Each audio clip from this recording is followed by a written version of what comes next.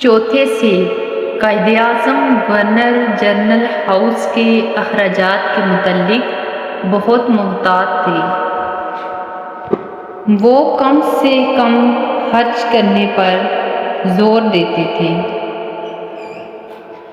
ذاتی حج پر بھی کڑی نظر رکھتے تھے۔ ان کا حکم تھا کہ کھانے پر جتنے مہمان آئیں پھل اسی تعداد میں پیش کیے جائیں۔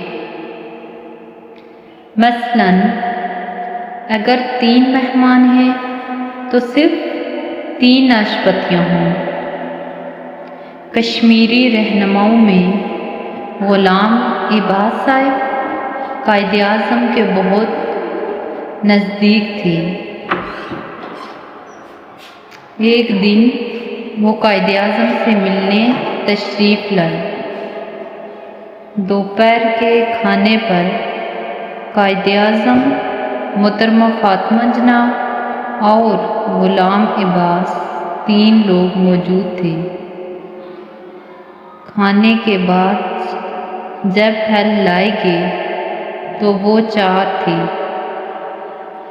غلام عباس صاحب چلے گئے تو قائد-اعظم نے اپنے ADC ماتحت افسر کو بلوایا اور پوچھا کہ کھانے پر صرف 3 لوگ تھے تو چوتھا سیب کس کے لیے تھا؟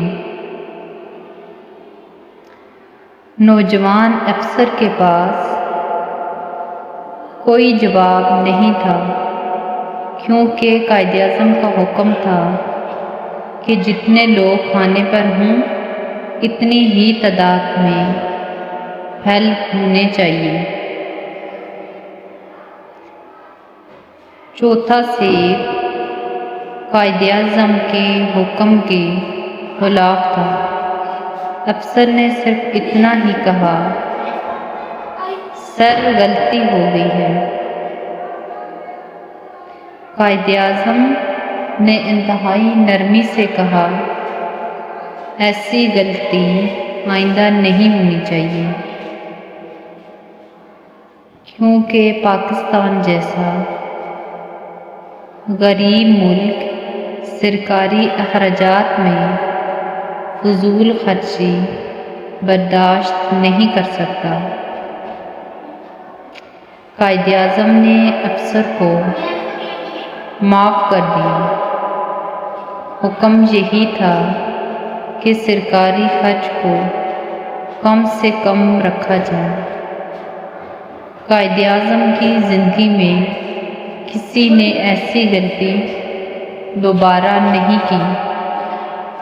قائد-اعظم جیسی خوبیوں والی شخصیات ہی پاکستان جیسا ملک بنا سکتی ہیں۔